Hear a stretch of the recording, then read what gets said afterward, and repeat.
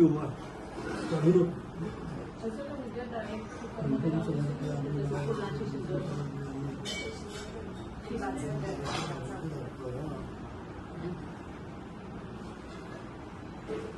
जास्त नाही करायची, 2 चिमट्या करायच्या.